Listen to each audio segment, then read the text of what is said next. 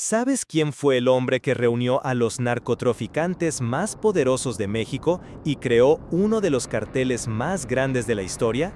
Hoy vamos a conocer la historia de Miguel Ángel Félix Gallardo, mejor conocido como el Jefe de Jefes. Desde sus inicios hasta su caída, te contaré cómo logró controlar gran parte del tráfico de drogas en los años 80 y cómo su legado sigue marcando el narcotráfico en México. Prepárate para descubrir los secretos, las alianzas y las traiciones detrás de uno de los personajes más polémicos del país. ¡Empezamos!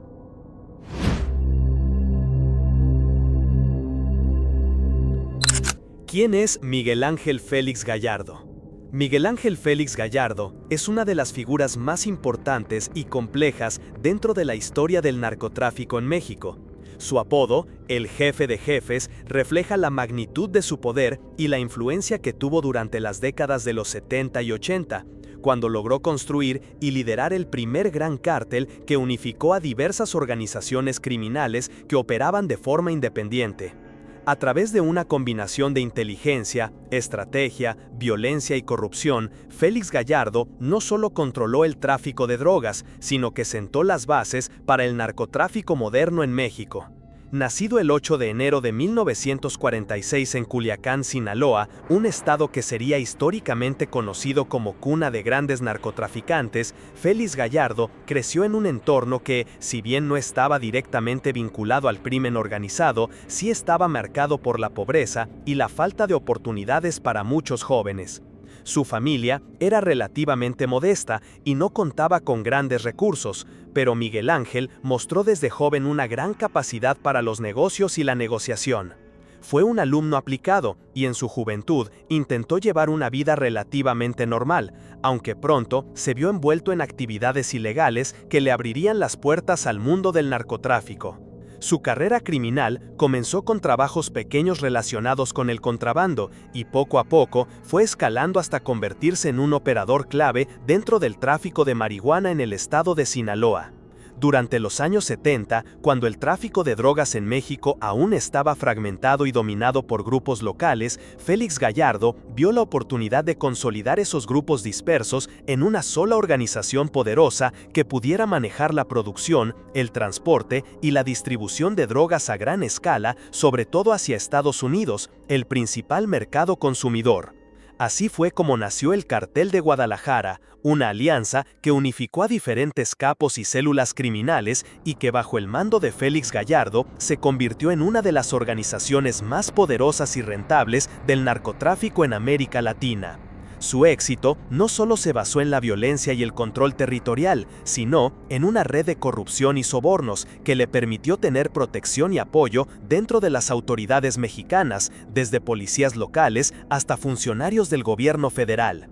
Esta relación con el poder político fue fundamental para mantener su imperio funcionando sin mayores obstáculos durante varios años.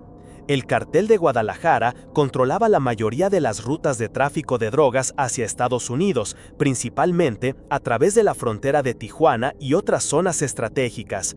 Además de la marihuana, el cartel traficaba con cocaína y heroína, productos que tenían una enorme demanda en los mercados internacionales y que generaban grandes ganancias. Félix Gallardo fue un pionero en la forma en que organizó el tráfico, utilizando contactos en varios países, incluyendo Colombia y Estados Unidos, para establecer una red eficiente y poderosa. Sin embargo, la historia de Miguel Ángel Félix Gallardo también está marcada por hechos violentos y oscuros. Uno de los episodios más notorios fue el secuestro, tortura y asesinato del agente de la DEA, Enrique Kiki Camarena, en 1985. Este caso estremeció a México y Estados Unidos y puso una enorme presión sobre las autoridades mexicanas para capturar a los responsables.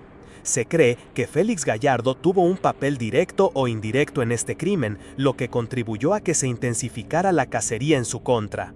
La presión de Estados Unidos y los esfuerzos de las autoridades mexicanas finalmente llevaron a la captura de Félix Gallardo en 1989. Su arresto fue un golpe duro para el narcotráfico en México, pero también marcó el inicio de una nueva etapa. Tras su detención, el Cartel de Guadalajara se fragmentó en varias organizaciones más pequeñas y rivales, lo que generó una ola de violencia y una nueva guerra entre carteles que todavía se mantiene en la actualidad. De esas divisiones surgieron otros cárteles que han dominado el narcotráfico mexicano en las últimas décadas, como el Cartel de Sinaloa, el Cartel de Tijuana, el Cartel de Juárez y el Cartel de los Beltrán Leiva. A pesar de estar en prisión desde hace más de 30 años, la figura de Félix Gallardo sigue siendo relevante. Su legado se refleja en la forma en que se organizan y operan los cárteles hoy en día, y su historia es un ejemplo claro de cómo el narcotráfico en México pasó de ser una serie de grupos dispersos a convertirse en un negocio global con redes complejas y profundo impacto social y político. Miguel Ángel Félix Gallardo es sin duda un personaje fundamental para entender no solo el narcotráfico en México, sino también la relación entre el crimen organizado, la corrupción y el Estado. Su vida y su carrera criminal nos muestran cómo un solo hombre pudo transformar un negocio ilegal en un imperio con alcance internacional, y cómo esa historia sigue teniendo repercusiones en la realidad actual del país. El Cartel de Guadalajara no surgió de la noche a la mañana. Fue el resultado de un proceso complejo que involucró la unión estratégica de varios grupos criminales dispersos en México durante las décadas de los 70 y principios de los 80. Miguel Ángel Félix Gallardo fue la pieza clave para consolidar estas células independientes en una organización única y poderosa, que marcó el inicio del narcotráfico moderno en el país. Para entender el nacimiento del Cartel de Guadalajara, primero hay que conocer el contexto de la época. Durante los años 60 y 70, el narcotráfico en México estaba fragmentado y dominado por grupos locales y regionales que operaban de manera independiente, muchas veces en pugnas violentas por el control de territorios y rutas. En aquel entonces, México no era todavía el principal exportador de drogas hacia Estados Unidos, ya que Colombia, con el Cartel de Medellín y más tarde el de Cali, controlaba la mayoría del tráfico de cocaína. Sin embargo, la demanda creciente de drogas en Estados Unidos y la presión sobre los carteles colombianos llevaron a que estos buscaran socios confiables en México para transportar la droga hacia el norte. Fue aquí donde Félix Gallardo y su visión estratégica entraron en juego. Originario de Sinaloa, un estado con una larga tradición en actividades agrícolas y también en contrabando, Félix Gallardo comenzó a trabajar con distintos grupos, primero como operador y luego como unificador. En la década de 1970, Félix Gallardo entendió que para dominar el narcotráfico debía unir a los diferentes líderes y grupos que controlaban regiones clave. Así, empezó a negociar y formar alianzas con otros narcotraficantes, como Rafael Caro Quintero y Ernesto Fonseca Carrillo, ambos conocidos como Don Neto. Estos hombres eran operadores con influencia en distintas zonas de México. Caro Quintero, por ejemplo, tenía un control importante sobre la producción de marihuana, mientras que Fonseca manejaba rutas de tráfico y conexiones políticas. La unión de estos líderes permitió crear una estructura más sólida y coordinada, capaz de manejar la producción, tráfico y distribución de drogas con mayor eficiencia y menos conflictos internos. Fue en este momento cuando el Cartel de Guadalajara tomó forma, consolidándose como la primera organización en México que podía competir en grande con los carteles colombianos en el negocio de la cocaína, además de seguir dominando la marihuana y la heroína. El Cartel de Guadalajara estableció una red de operaciones que involucraba no solo el transporte de drogas, sino también la protección mediante sobornos y la infiltración en instituciones gubernamentales y policiales. Esto le dio un poder casi absoluto en ciertas regiones, especialmente en el estado de Jalisco y en la ciudad de Guadalajara, que se convirtió en su base principal de operaciones, de ahí su nombre. Además, Félix Gallardo y sus socios comprendieron la importancia de diversificar sus alianzas internacionales. Establecieron vínculos directos con carteles colombianos para importar cocaína y con traficantes en Estados Unidos para distribuirla. Este modelo de negocio integró toda la cadena, desde la producción hasta la venta, lo que aumentó exponencialmente las ganancias y el alcance del cartel. La organización también se caracterizó por una estructura relativamente jerárquica, pero flexible, donde cada socio manejaba áreas específicas, pero coordinados bajo la visión y mando de Félix Gallardo. Esto le permitió manejar una enorme operación sin perder control, además de minimizar el riesgo de conflictos internos severos durante varios años. Sin embargo, el éxito del Cartel de Guadalajara no estuvo exento de problemas. La violencia era una constante, ya sea contra grupos rivales o contra aquellos que se negaban a colaborar. A pesar de la corrupción que les permitía operar con relativa libertad, también enfrentaron la creciente atención de las autoridades mexicanas y estadounidenses, que comenzaban a tomar medidas más severas. Pero la red de protección del cartel y la habilidad política de sus líderes les dieron varios años de relativa impunidad. El Cartel de Guadalajara fue pionero en muchos sentidos. Fue la primera organización en México que logró operar como un gran imperio criminal, con influencia y operaciones transnacionales.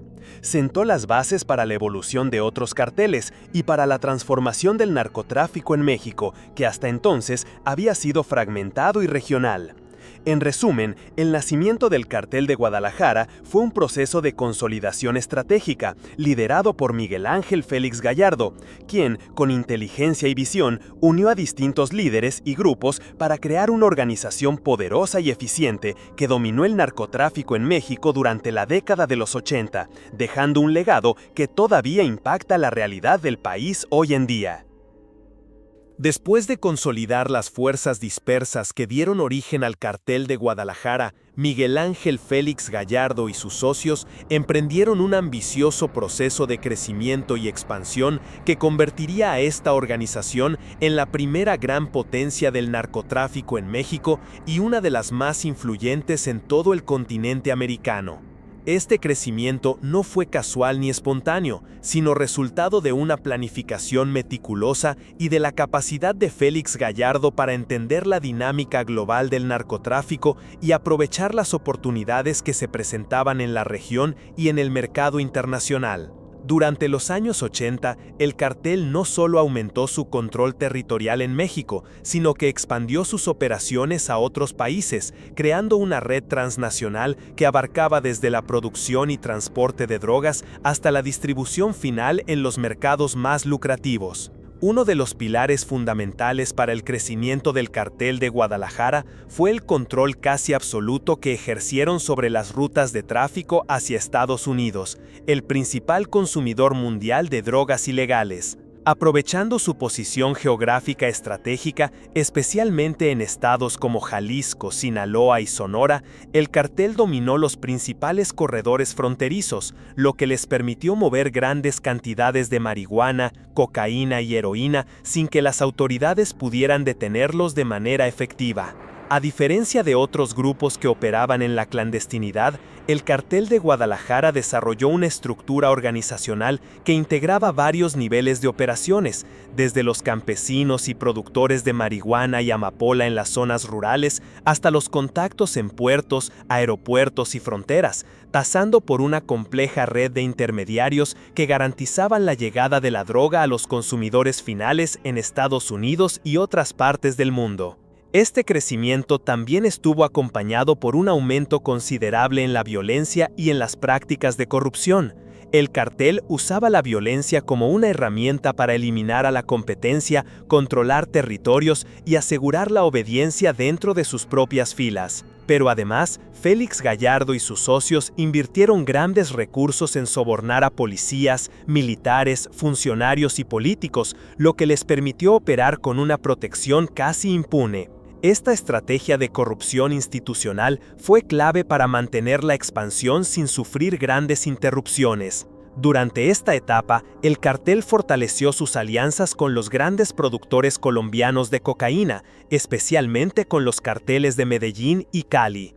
Estas alianzas eran fundamentales, pues México no producía cocaína, sino que la importaba para luego distribuirla a través de su red hacia Estados Unidos.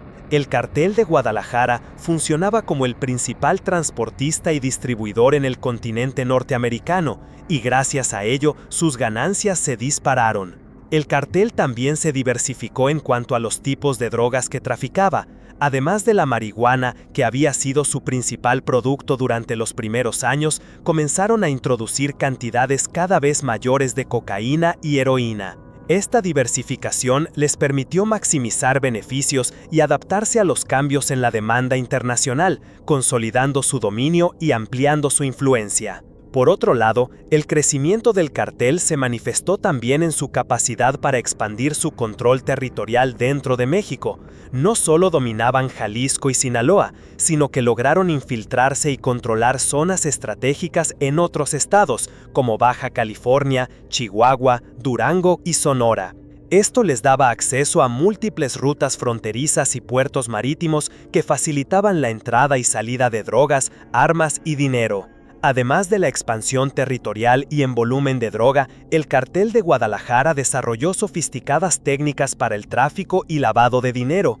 Utilizaron empresas legales como fachadas para mover sus ganancias, establecieron redes de lavado en distintos estados y en el extranjero, y aprovecharon los sistemas financieros para ocultar sus operaciones ilícitas. Este aspecto financiero fue vital para mantener la operación a gran escala y para financiar la corrupción y la violencia. A nivel internacional, el cartel extendió sus operaciones más allá de México y Estados Unidos. Tenían contactos y operaciones en países de Centroamérica que servían como puntos de tránsito y establecieron conexiones con grupos criminales en Sudamérica y Europa para la distribución de drogas. Esto convirtió al cartel de Guadalajara en un actor global, mucho más allá de lo que había logrado cualquier grupo en México hasta ese momento. Sin embargo, este enorme crecimiento también tuvo un costo. La violencia generada por la competencia y el control territorial aumentó, y el cartel comenzó a enfrentarse a otros grupos emergentes que querían controlar parte de su territorio o sus rutas. Además, la presión internacional, sobre todo de Estados Unidos, se intensificó, llevando a una mayor intervención de las autoridades y operativos cada vez más agresivos para detenerlos. En resumen, el crecimiento y expansión del cartel de Guadalajara durante los años 80 fue un proceso que combinó inteligencia criminal, alianzas estratégicas, violencia, corrupción y visión empresarial. Miguel Ángel Félix Gallardo y sus socios lograron transformar una serie de grupos dispersos en un imperio criminal con alcance global, controlando rutas clave, diversificando productos y estableciendo redes internacionales que sentaron las bases del narcotráfico moderno en México.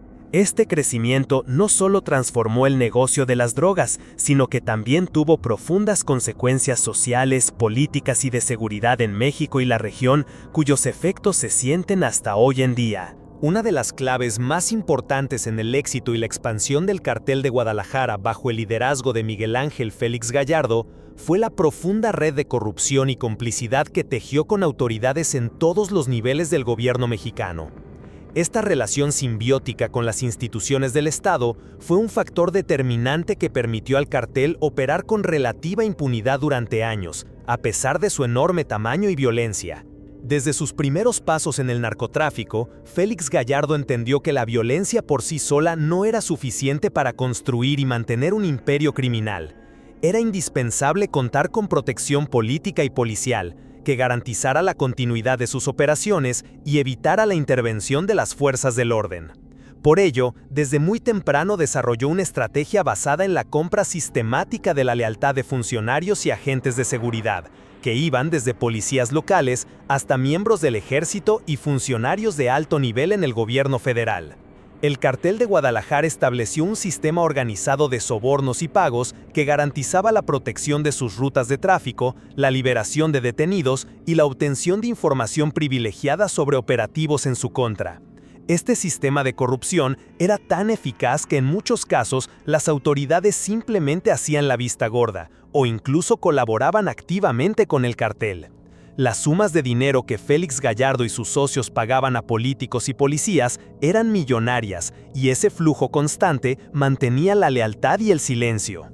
En el nivel local, los jefes de policía y funcionarios municipales recibían pagos regulares para asegurar que no interfirieran con las actividades del cartel. Esto permitía que el tráfico de marihuana, cocaína y heroína fluyera libremente a través de carreteras y puntos clave sin ser detectado o detenido.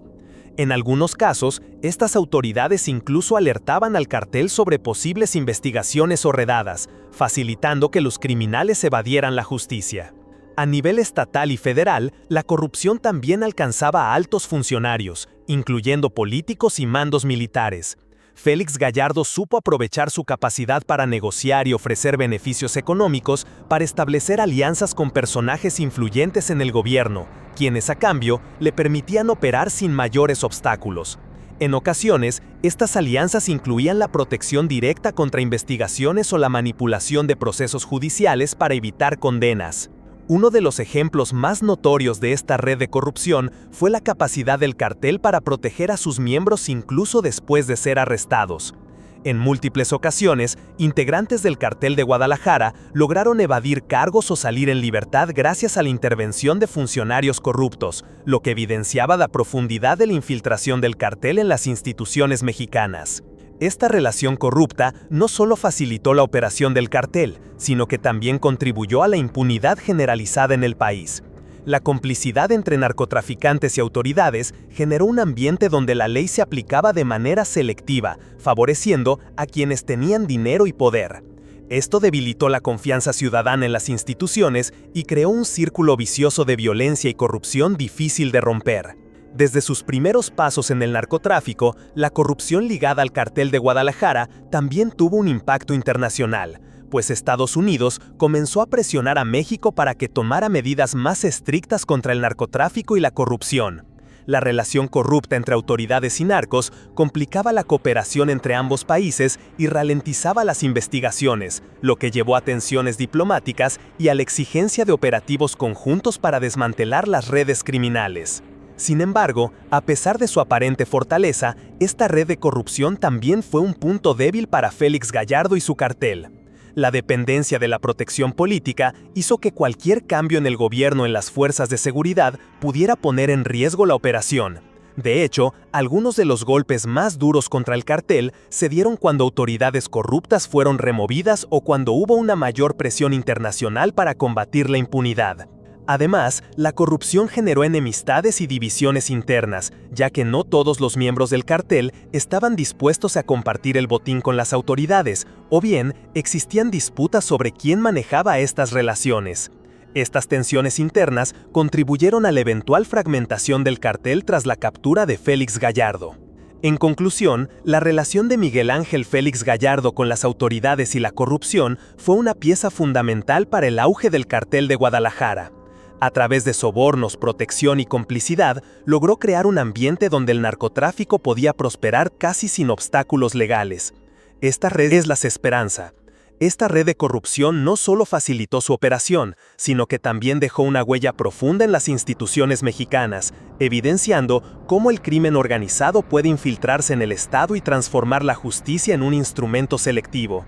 Esta dinámica marcó una época en la historia de México y puso las bases para los problemas de seguridad y corrupción que el país enfrenta hasta hoy. Entre todos los episodios oscuros que rodean la figura de Miguel Ángel Félix Gallardo, hay uno que se convirtió en un antes y un después en su vida criminal y en la historia del narcotráfico en México: el secuestro, tortura y asesinato del agente de la DEA Enrique Kiki Camarena. Este hecho no solo encendió la ira del gobierno de Estados Unidos, sino que marcó el inicio del fin para el cartel de Guadalajara y para el propio Félix Gallardo. Enrique Camarena Salazar, conocido como Kiki, nació el 26 de julio de 1947 en Mexicali, Baja California, aunque creció en California, Estados Unidos. Fue un hombre con una fuerte vocación de servicio, que sirvió en la Marina y luego trabajó como oficial de policía antes de unirse a la DEA, la Administración para el Control de Drogas de Estados Unidos. En 1981 fue asignado a la oficina de la DEA en Guadalajara, Jalisco, en pleno corazón del naciente imperio del Cartel de Guadalajara. Camarena no era un agente cualquiera, con carisma, inteligencia y una enorme capacidad para infiltrarse en círculos criminales. Comenzó a reunir información vital sobre las operaciones del cartel, sus líderes y sus rutas de tráfico de drogas. Poco a poco, fue ganándose la confianza de informantes que le proporcionaban datos sobre plantíos, laboratorios clandestinos y redes de distribución. A principios de 1984, gracias a la información proporcionada por Camarena, las autoridades mexicanas realizaron un operativo histórico: el descubrimiento y destrucción del rancho El Búfalo, en el estado de Chihuahua. Este enorme plantío de marihuana, considerado el más grande jamás encontrado en México, tenía más de 1000 hectáreas y estaba protegido por cientos de hombres armados. Su destrucción significó para el cartel la pérdida de millones de dólares. Este golpe fue interpretado por los líderes del cartel de Guadalajara como una traición interna y como un ataque directo a su poder económico.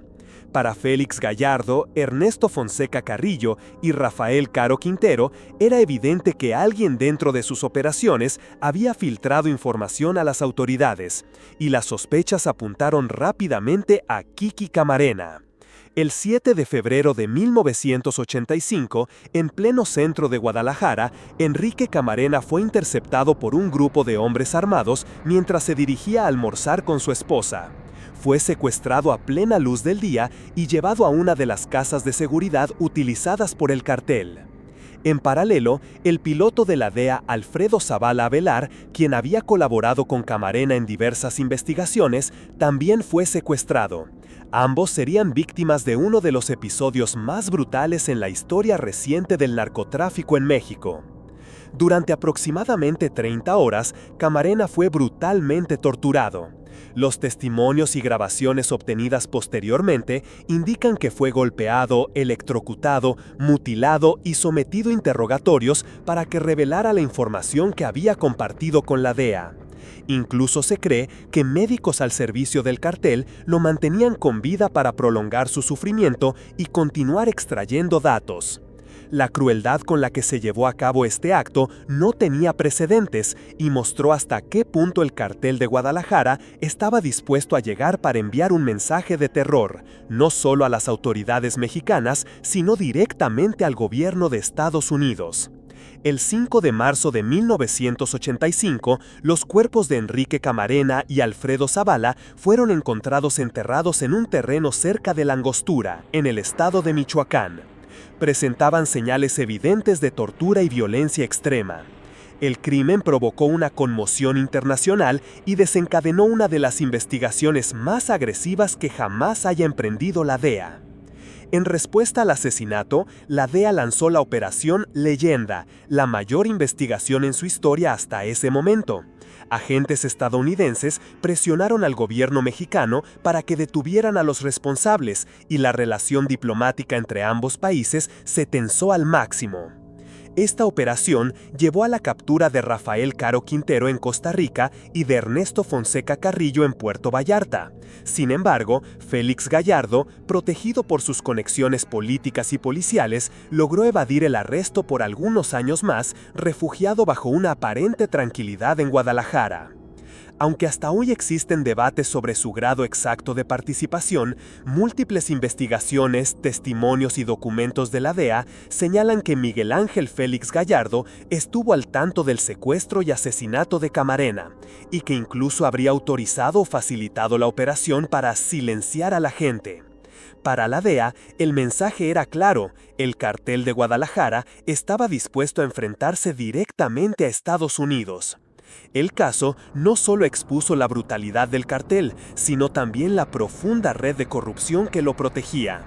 Durante la investigación, salieron a la luz vínculos entre los líderes del cartel y altos mandos de la policía, militares e incluso funcionarios del gobierno mexicano.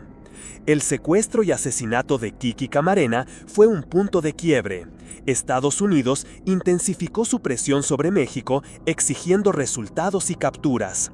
La red de protección política que había mantenido a Félix Gallardo y sus socios relativamente a salvo comenzó a resquebrajarse.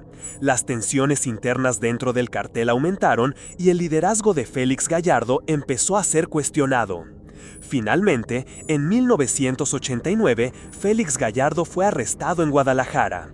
Aunque oficialmente fue acusado de diversos delitos relacionados con el narcotráfico, la sombra del caso Camarena siempre lo acompañó, convirtiéndose en uno de los episodios más recordados de su carrera criminal. El asesinato de Kiki Camarena dejó una huella imborrable en la historia del narcotráfico y en las relaciones entre México y Estados Unidos.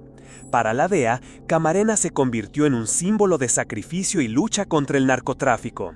Para Félix Gallardo y el Cartel de Guadalajara, fue el error que desencadenó la caída de su imperio y el inicio de una era de fragmentación y violencia que perdura hasta nuestros días. El Cartel de Guadalajara, bajo el liderazgo de Miguel Ángel Félix Gallardo, llegó a convertirse en la organización criminal más poderosa de México durante la primera mitad de la década de 1980.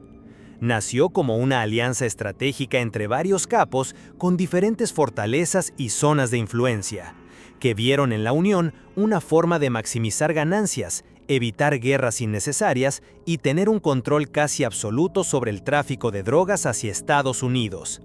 Durante sus años de mayor esplendor, controlaban prácticamente todas las rutas, supervisaban la producción a gran escala de marihuana y amapola y mantenían estrechos vínculos con los carteles colombianos para introducir cocaína al mercado estadounidense.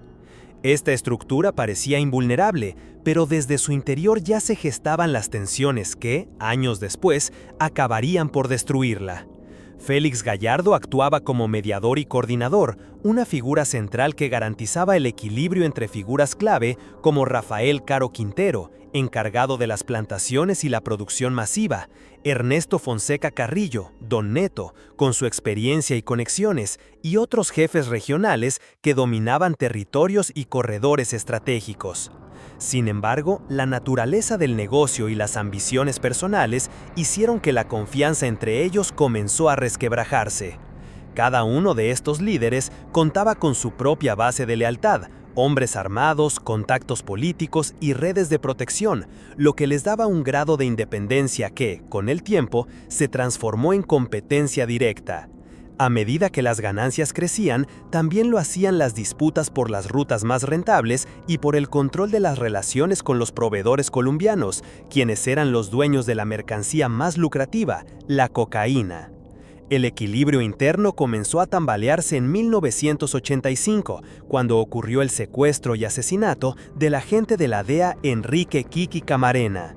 Este hecho, que atrajo la atención mundial y desató la furia del gobierno de Estados Unidos, marcó un punto de no retorno. La llamada Operación Leyenda, encabezada por la DEA, se convirtió en la mayor investigación de su historia y se centró en desmantelar al Cartel de Guadalajara. En cuestión de meses, Rafael Caro Quintero y Ernesto Fonseca Carrillo fueron arrestados, dejando a Félix Gallardo como líder indiscutible, pero al mando de una estructura gravemente herida. La ausencia de estos socios generó vacíos de poder en distintas regiones, lo que incentivó a lugartenientes y operadores intermedios a tomar decisiones por cuenta propia, a negociar directamente con los proveedores y a quedarse con una mayor parte de las ganancias. Esta creciente autonomía debilitaba la autoridad central y alimentaba la desconfianza. Las traiciones internas comenzaron a volverse comunes. Algunos miembros del cartel, presionados por las autoridades o tentados por promesas de inmunidad, entregaban información que comprometía a rivales dentro de la organización. Este ambiente de paranoia hacía que cualquier movimiento sospechoso fuera interpretado como una amenaza. Las alianzas que antes parecían sólidas comenzaron a fracturarse y la violencia interna pasó de ser una excepción a convertirse en un riesgo constante. La disputa más feroz se dio por el control de las rutas hacia Estados Unidos, que eran el corazón del negocio. Con la presión creciente de las fuerzas del orden, estas rutas se volvían cada vez más valiosas. Los corredores de Baja California, Sonora y Chihuahua se transformaron en escenarios de enfrentamientos entre grupos leales a distintos líderes. En ciudades clave como Tijuana, Mexicali y Ciudad Juárez, los choques armados dejaron claro que la supuesta unidad del cartel estaba en crisis. Estos conflictos, aunque inicialmente encubiertos para no llamar la atención de las autoridades, pronto se hicieron imposibles de ocultar. La captura de Félix Gallardo en abril de 1989 fue el golpe definitivo. Aunque intentó seguir controlando las operaciones desde prisión, su ausencia física aceleró el colapso de la estructura central. Previendo lo que podría suceder, antes de su arresto intentó organizar una repartición del territorio para evitar una guerra interna. A los hermanos Arellano Félix les otorgó el control de Tijuana, a Baja California. A Joaquín El Chapo Guzmán, Héctor El Güero Palma y sus aliados les entregó las rutas de Sinaloa, Sonora y Chihuahua, y a Amado Carrillo Fuentes la estratégica Ciudad Juárez. Esta estrategia, que en teoría debía garantizar la paz, tuvo el efecto contrario. La división formal del territorio dio origen a nuevas organizaciones independientes que comenzaron a competir entre sí de manera directa. Los antiguos aliados pasaron a ser rivales y la lucha por el control de las plazas se convirtió en una guerra abierta que marcaría las décadas siguientes. La caída del Cartel de Guadalajara no significó la desaparición del narcotráfico en México, sino su transformación. De sus restos surgieron los carteles de Sinaloa, Tijuana y Juárez, que heredarían no solo las rutas y contactos, sino también las rivalidades y métodos violentos que habían caracterizado al viejo imperio. La historia dejó claro que el verdadero enemigo del Cartel de Guadalajara no fueron únicamente las autoridades mexicanas ni la presión de Estados Unidos, sino la propia ambición y desconfianza de quienes lo integraban. Lo que alguna vez fue un proyecto criminal unificado terminó desmembrado en facciones que, lejos de cooperar, se declararon la guerra. Esa fragmentación no solo cambió para siempre el mapa del narcotráfico en México, sino que inauguró una era de violencia que más de 3 décadas después sigue dejando una profunda huella en la historia y en la vida del país. La captura de Miguel Ángel Félix Gallardo en abril de 1989 marcó el cierre de una era y el inicio de una nueva etapa en el narcotráfico mexicano. Conocido como El Padrino por su papel como mediador y organizador del Cartel de Guadalajara, su arresto no fue un operativo improvisado, sino el resultado de años de creciente presión por parte de Estados Unidos y de la erosión interna que vivía su organización tras el asesinato del agente de la DEA, Enrique Kiki Camarena, en 1985.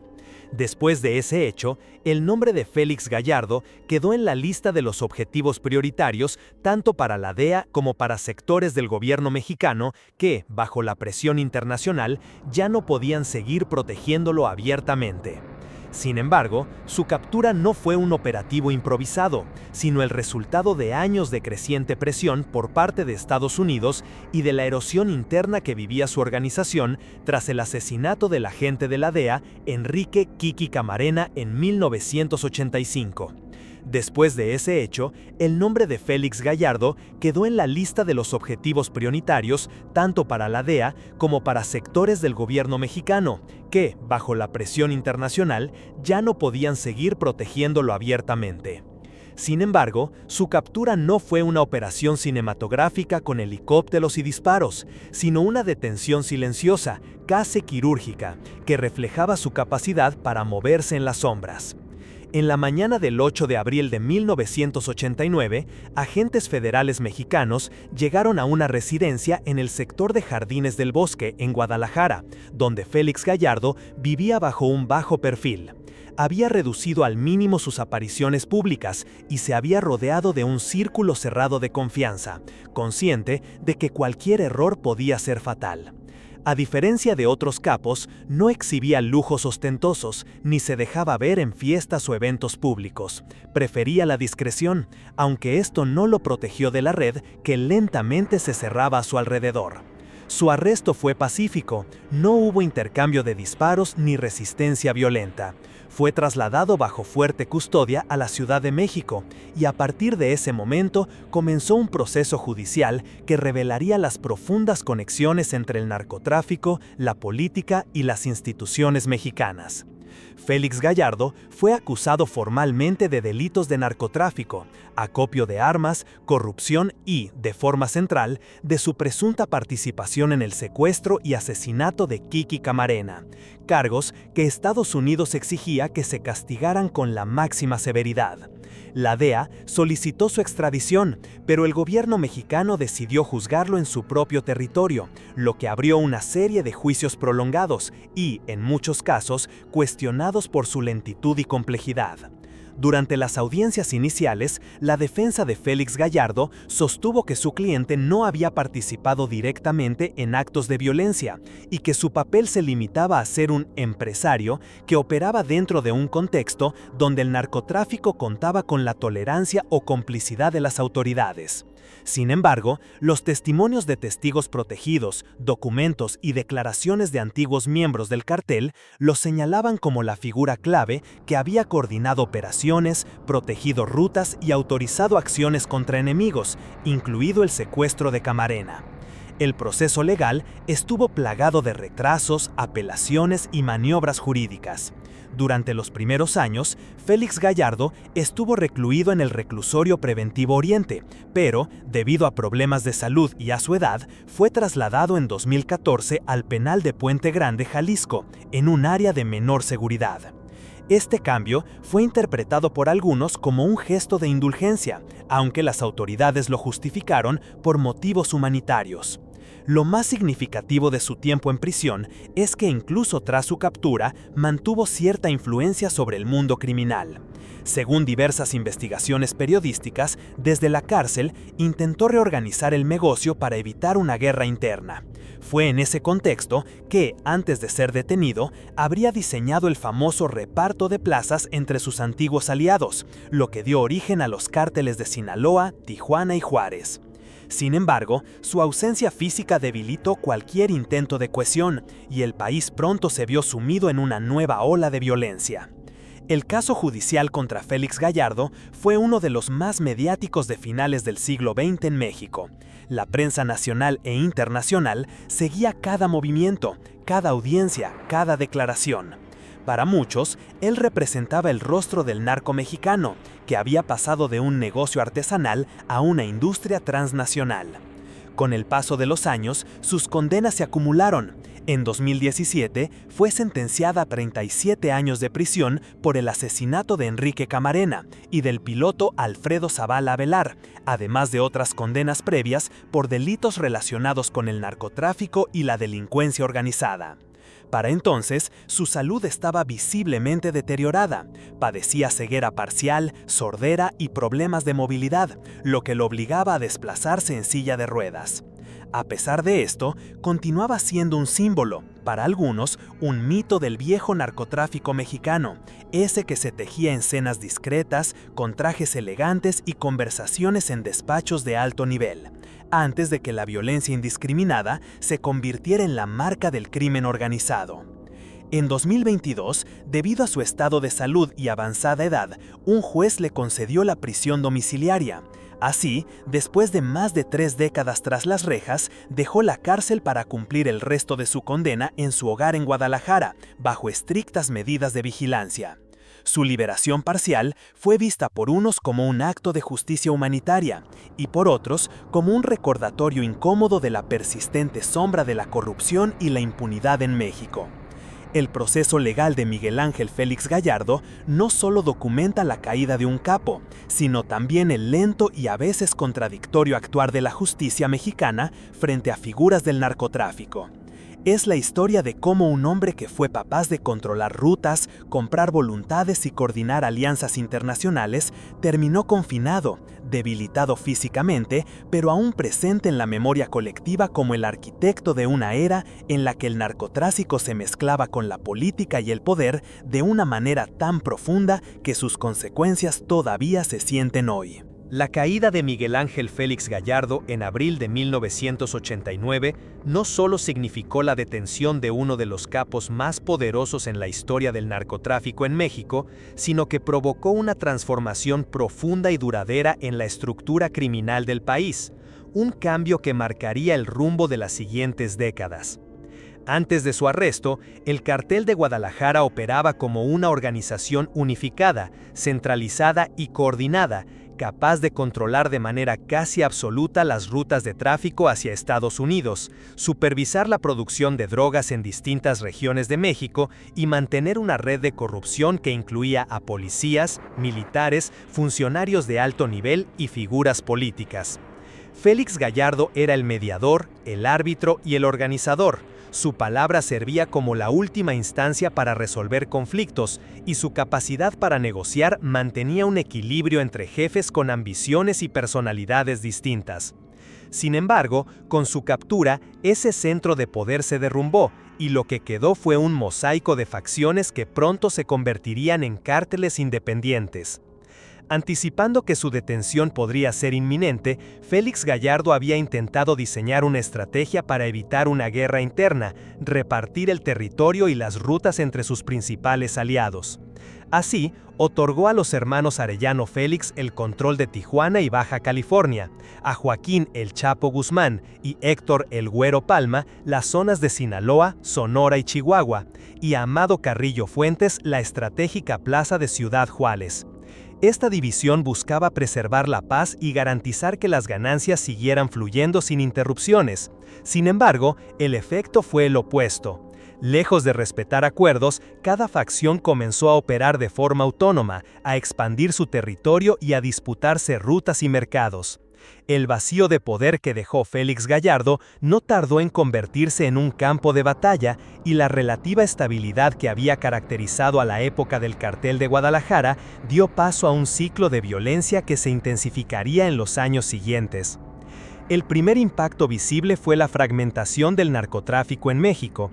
Donde antes existía un solo cartel dominante, ahora emergieron varios: el cartel de Tijuana, el cartel de Juárez y el cartel de Sinaloa, cada uno con su propio liderazgo, ejército de sicarios, alianzas internacionales y estrategias para asegurar el control de las rutas. Estos nuevos grupos no tardaron en enfrentarse entre sí por plazas estratégicas como Tijuana, Ciudad Juárez, Nogales y Matamoros.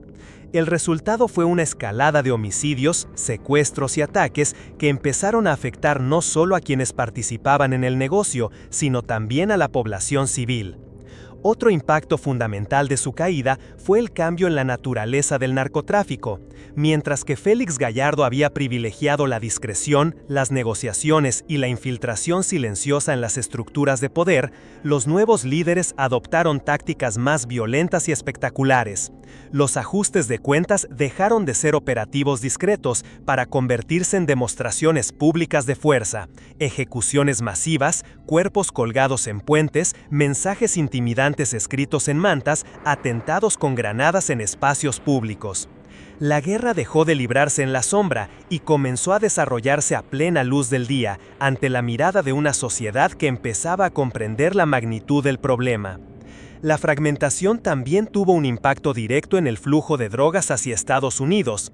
En lugar de un solo intermediario que negociaba con los carteles colombianos, ahora existían varios grupos compitiendo por esos contratos. Esto generó una especie de libre mercado criminal en el que las alianzas cambiaban con rapidez, las traiciones eran frecuentes y los precios, rutas y cargamentos variaban constantemente. La DEA y otras agencias de seguridad encontraron que si bien habían logrado desmantelar al Cartel de Guadalajara, ahora debían enfrentarse a un enemigo mucho más disperso, impredecible y violento. En el ámbito político y social, la caída de Félix Gallardo dejó al descubierto la profundidad de la corrupción en México. Durante su reinado, había logrado tejer una red de protección que alcanzaba niveles muy altos del gobierno. Su arresto y la información que emergió a partir de las investigaciones expuso cómo policías, militares y funcionarios habían colaborado o mirado hacia otro lado mientras el cartel crecía.